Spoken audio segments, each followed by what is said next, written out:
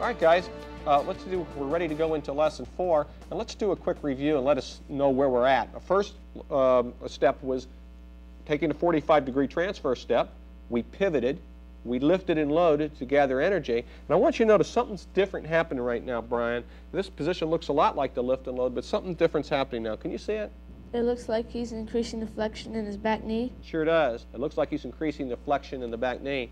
And if you look at that, that just means it's getting a little more bend in there.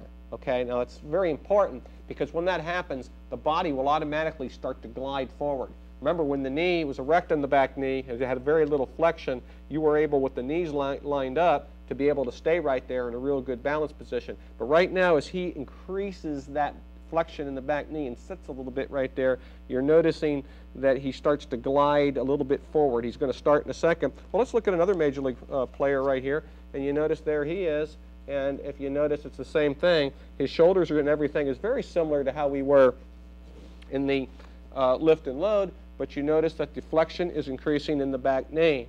All right. Couple similarities there, and you'll see that in a lot of good Major League pitchers. Well, here's another photo. Here's a pitcher right now who's a pitching coach of the year. He's retired from pitching. He pitched in many games through AA, AAA, and was an All-American in college, and even pitched in the major leagues for the Kansas City Royals and some other clubs. And you'll notice right there, this fellow's name is Derek Botello, and he's now the one of the pitching coaches for the Philadelphia Phillies organization, and a friend of mine. In fact, I used to coach Derek years ago. And you'll notice as he's going through his delivery, you notice he's increasing the flexion in the back knee.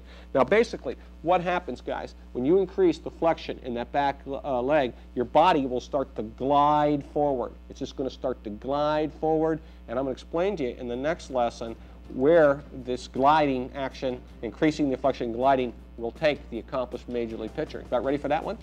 Yeah. All right, great. By increasing the flexion in the back knee, the professional pitchers avoid rushing or opening up too fast. This increased flexion and gliding technique allows them to remain in control during this critical phase of the delivery. We've just seen how the players start to unload the stored energy. In Lesson 5, we'll see where the increased flexion and glide techniques take the accomplished professional pitcher.